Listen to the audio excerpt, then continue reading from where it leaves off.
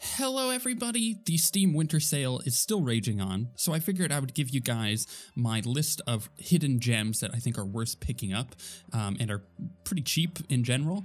Now, what I mean by a hidden gem probably is a different definition than some of yours, so I figured I would lay out my definition of a hidden gem before I jump right into this list, which is a game that maybe you have forgotten about or have never heard of, but is still very, very good. And some of these games I consider hidden gems because they're just not predominantly featured on the store anymore, or maybe not at all because they're not like massive hits and have sold a large amount of copies, but I have played personally and I have really enjoyed, and I think you should pick up. Some of these are older games that have just aged really well, and some of them maybe you've just never heard of. Either way, there'll probably be one or two games on this list that you have heard of. That doesn't mean that it's not a hidden gem, it just means that you've heard of it. Congratulations. Before we get started, there are a couple deals to point out that aren't on Steam, and the first is the Humble Bundle, the Yogscast Jingle Jam Bundle 2017. I'll put a link to it in the description. It is a crazy bundle. For 35 bucks, you're getting a ton of games. Many of them you do not have, and probably a lot of them you've never heard of, but they're all really cool little games. I've played a lot of them since I picked up the bundle, and I've enjoyed every one that I've played thus far. Plus, all of that money goes to charity. You get to change, which charity you put the money in if you really want to. Otherwise, it splits it evenly across all of them. They've raised a ton of money this year, and it is for a really, really good cause. So check out that Humble Bundle before you decide to pick up any games, because that may end up being a way better deal than buying games on Steam. Speaking of the Humble Bundle, now I don't support their storefront anymore ever since they got acquired by IGN. That's a whole different matter entirely, but their Humble Monthly Bundle is something to consider because it has Quantum Break. If you're considering picking up either Quantum Break or The Long Dark, it is a part of the Humble Monthly Bundle, which is just a monthly bundle that you can pick up. In this case, you get Quantum Break, The Long Dark, and Dawn of War 3 for 12 bucks, plus a few other games that we don't know about yet. It's a pretty good deal. I would consider it if I were you, even though I don't necessarily support their storefront anymore. With that said, let's jump right in. So my first hidden gem is Antichamber.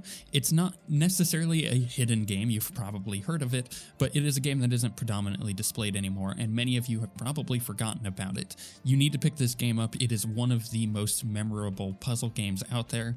It's not like your typical puzzle game where you're going to get stuck and frustrated a lot. It's a game that kind of breaks your brain and does a really good job of presenting puzzles in a way you've never seen before, because it uses weird mechanics within the game that are almost like weird optical illusions sometimes. It is such a good little experience. I enjoyed it from start to finish. It's a cool game. It's got a great soundtrack. It's totally worth your time.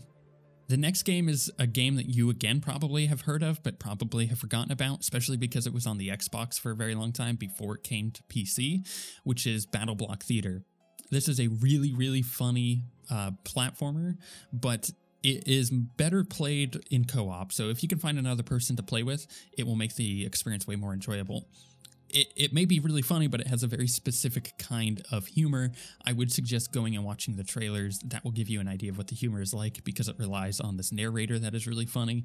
If you don't find the trailers funny at all, you'll probably not find the game funny at all, so that will be a really good determining factor on if you're going to enjoy it. Otherwise, I really think it's a lot of fun to play. It's really funny. It's really good to play with another person, and just through and through, it's a good platformer. I think you would really enjoy it, but it's not going to be for everybody. So make sure you kind of check the game out before you decide to purchase it, and try, if you can, have another person to play with. And if you're looking for another co-op game that you want to play with somebody, or maybe just, play by yourself with it, I would suggest the Trine Trilogy.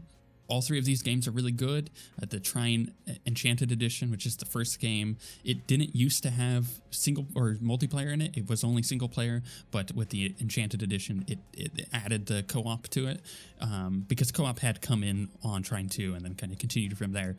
This is just a really cool little puzzle platformer. that has 3 different characters that you get to play as, and if you're playing in multiplayer, you can kind of switch between them, which is awesome. I really enjoyed this game. It's really beautiful to look at as well.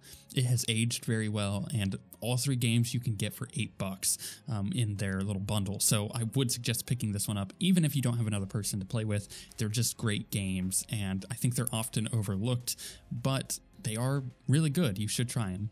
Switching gears a bit, I would also suggest Dungeon of the Endless. Again, to me, this is a hidden gem because I don't hear a lot of people talking about it. It does have multiplayer. You can play with another person, but it's one of those games that is very unique and very strange. It's made from the people who bring you like Endless Legend and Endless Space and stuff like that. So it has a lot of the same systems that is, kind of a part of those other games, but it does it in such a unique way. It is a roguelite game. You're kind of doing a dungeon crawling experience, but it also has like a tower defense mechanic to it, and you're unlocking these rooms one at a time, and it plays in real time, but it's not in real time. It's really hard to explain. You just really have to go and try it. It's got a unique art style. It's got a really good soundtrack.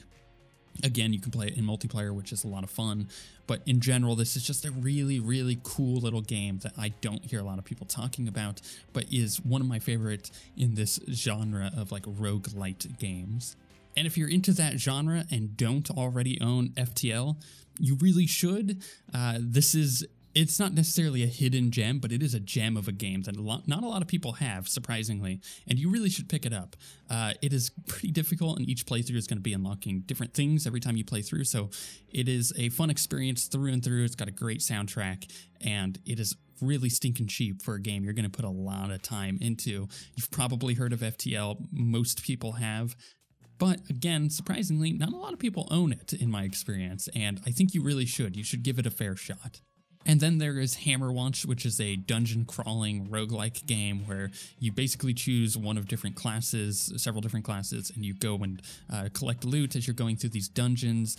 And it's got a fully blown expansion called the Sun Temple, and it's really cool. It's a really awesome little game that is super cheap, good soundtrack, good graphics. It's got that pixel art style, but it does, kind of unique things with it. And there's a lot of enemy variety.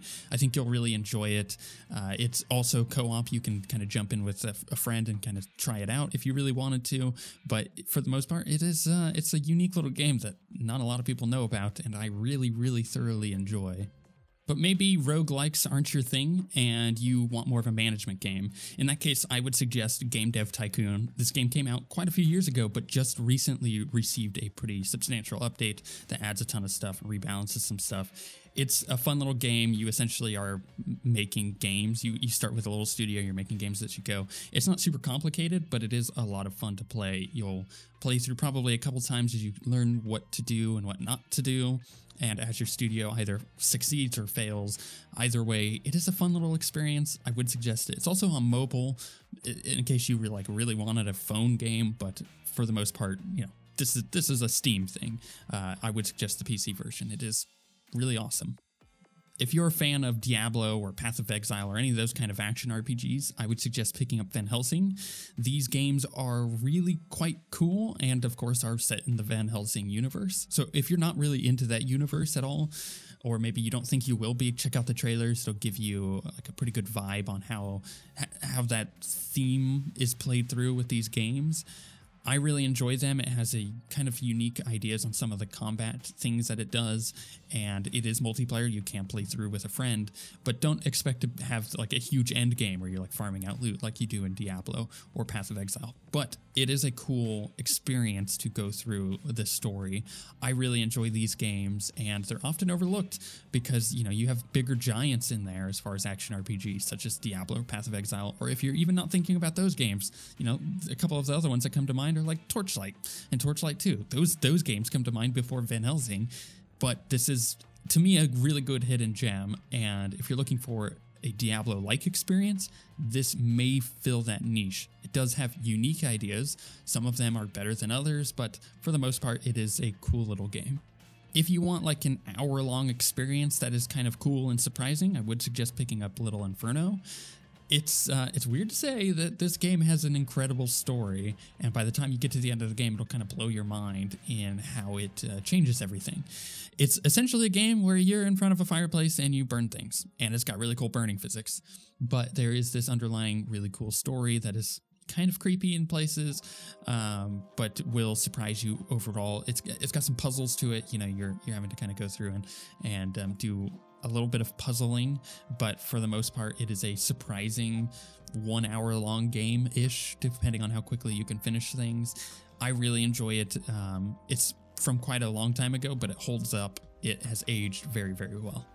But here's another game that you've probably either forgotten about or heard about and didn't, decide to pick it up at the time, or maybe have never heard about, which is the Oregon Trail Director's Cut.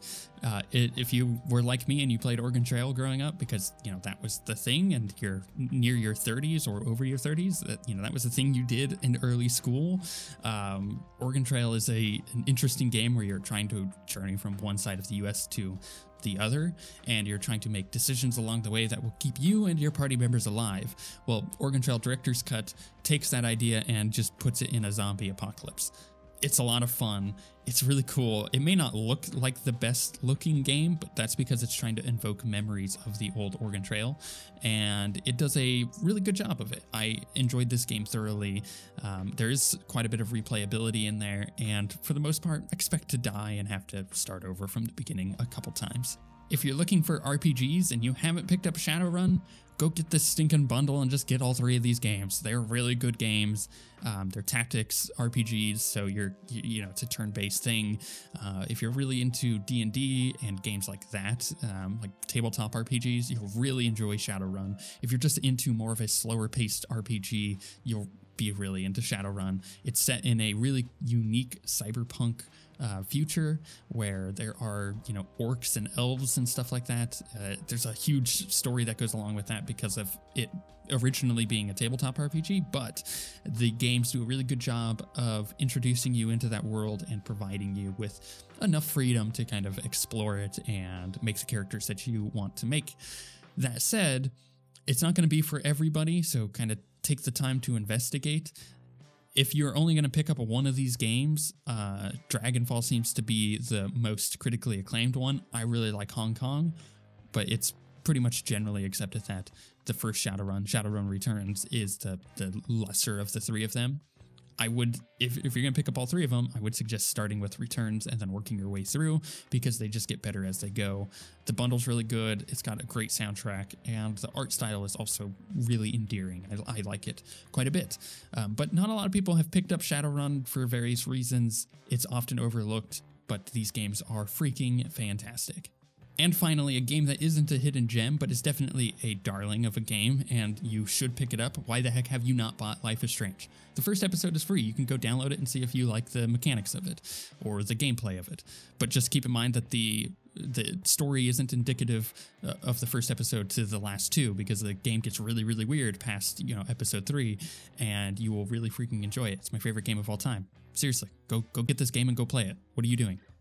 But there you go. There is my list of hidden gems. I tried to make it so there was at least one game in there that would appeal to you, and maybe that you don't already have or have never heard of. But just keep in mind that a hidden gem to one person is not a hidden gem to another. You may have heard of a game that nobody else has heard of and you really enjoy it, whereas there also may be a game that everybody else is playing that you've never heard of either. So just kind of keep that in mind before you start complaining that none of these are hidden gems. And keep in mind as well that there is also that really good Humble Bundle to go take a look at. Time is running out on that.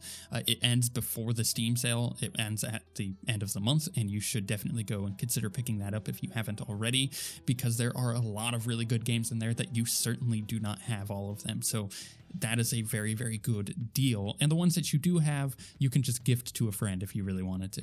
But if you have any game suggestions that you consider hidden gems, put them in the comments below, because not only will I see them and go check them out, but other people will see them as well and be able to get even more suggestions out of it. With all of that being said, though, I hope that maybe you found at least one game in here that has appealed to you, and we shall see you guys next time.